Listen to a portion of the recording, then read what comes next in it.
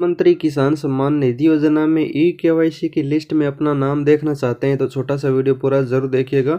Videos में से बहुत सारे कमेंट्स आते हैं कि हम प्रधानमंत्री किसान सम्मान निधि योजना की आधार ई केवाईसी कर चुके हैं, अब हमारी लिस्ट में नाम किस तरह से चेक कर सकते हैं कि हमारी ई केवाईसी हुई है या फिर नहीं हुई है। तो इस वीडियो में आपको स्टेप बाय स्टेप बताऊंगा, वीडियो छोटा सा देख लीजिएगा। यहाँ पर आपको प्रधानमंत्री किसान सम्मान निधि योजना के पोर्टल पर आना होगा, इसका लिंक मैं डिस्क्रिप्शन में दे दूंगा, या फिर आप अपने मोबाइल या फिर लैपटॉप से पीएम किसान सर्च करके pmkisan.gov.in के ऑफिशियल पोर्टल ओपन कर लीजिएगा। यहाँ पर आपको ऊपर ऊपर नोटिस देखने को मिल जाता है कि आप ओटीपी से ई केवाईसी कर सकते हैं या फिर फिंगर से ई केवाईसी कर सकते हैं। दो तरीके आपको दिए जाते हैं और आप पीएम किसान के मोबाइल ऐप पर भी ई केवाईसी कर सकते हैं, पीएम किसान के पोर्टल पर भी कर सकते हैं।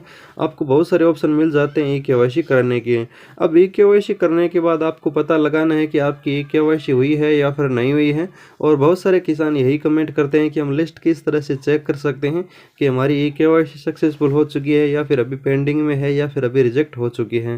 तो यूट्यूब पर आपको ऐसे सारे वीडियोस मिल जाते हैं जिसमें आपको बताया जाता है कि आप ई केवाईसी का लिस्ट इस तरह से चेक कर सकते हैं, इस तरह से आप लिस्ट देख सकते हैं, इस तरह से अपना नाम चेक कर सकते हैं। लेकिन यहाँ पर आपको जो डैशबोर्ड वाला ई केवाईसी का लिस्ट दिखाया जाता है, यहाँ पर आप जैसे क्लिक करोगे तो यहाँ पर आपको अपने स्टेट, डिस्ट्रिक्ट, सब डिस्ट्रिक्ट, ब्लॉक, विलेज डालने का ऑप्शन मिल जाएगा। लेकिन यहाँ पर जो आपको लिस्ट दिखाई जाती है वो बिल्कुल फेक लिस्ट है, वो आपको ई केवाईसी की लिस्ट नहीं है, वो बिल्कुल आधार ऑथेंटिकेशन की लिस्ट है। उसमें सर पीएम किसान योजना में आपने जब आवेदन किया था उस समय आपने जो आधार ऑथेंटिकेशन करवाया था यानी आधार लिंक करवाया था उसकी लिस्ट है। उसमें बहुत सारे किसानों का रिजेक्ट आधार ऑथेंटिकेशन है, बहुत सारे किसानों का पेंडिंग है, बहुत सारे किसानों का एक्सेप्ट हो चुका है। तो इस तरह की वो लिस्ट दिखाई जाती है, लेकिन उनमें ई केवाईसी का नाम कहीं भी नहीं है और ना ही वो ई केवाईसी की लिस्ट है। तो अगर यहाँ पर आप चेक करते हो तो वो बिल्कुल गलत है। अब आपको ई केवाईसी की लिस्ट चेक करना चाहते हैं तो सही तरीका क्या है, किस तरह से आप पता लगा सकते हैं कि आपकी ई केवाईसी हुई है या फिर नहीं हुई है। इसके लिए आपको पीएम किसान के ई केवाईसी वाले ऑप्शन पर आना होगा। आप अपने पीएम किसान के जो ई केवाईसी करते हैं उसी ऑप्शन में आना होगा ओटीपी के माध्यम से। अगर आप एक खुद किसान है तो ओटीपी के माध्यम से चेक कर सकते हैं, या फिर एक सीएससी वैली है तो आप सीएससी के माध्यम से भी चेक कर सकते हैं कि आपकी ई केवाईसी हुई है या फिर नहीं हुई है।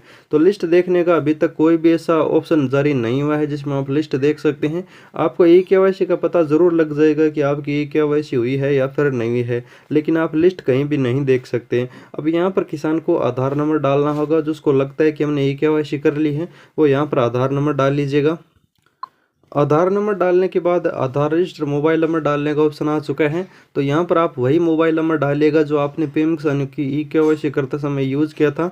या फिर आपने अभी तक ई केवाईसी नहीं किया तो आपके जो भी आधार कार्ड में या फिर पीएम किसान में रजिस्टर मोबाइल नंबर है वो यहाँ पर आप डाल लीजिएगा। तो यहाँ पर मैं किसान के आधार नंबर डाल लेता हूँ। इस किसान ने पहले ई केवाईसी कंप्लीट कर ली है।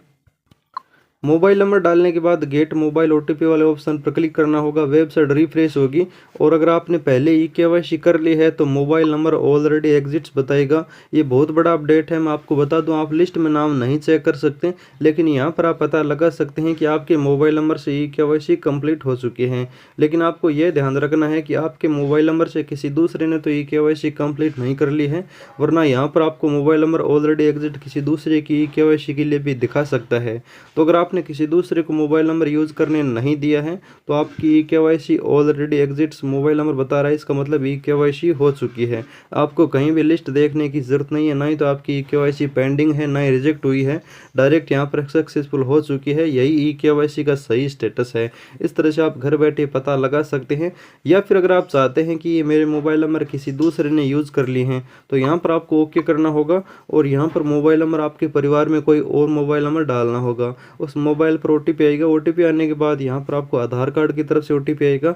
उसके बाद e KYC already done show करेगा, डन शो करेगा। उसका मतलब है कि आपने पहले ई केवाईसी कर ली है, अब आपको ई केवाईसी नहीं करनी है, आपकी एक्सेप्ट हो चुकी है। अगर आपने अभी तक ई केवाईसी नहीं किया तो इसी प्रोसेस से ई केवाईसी भी कर सकते हैं और इसी प्रोसेस से स्टेटस भी देख सकते हैं।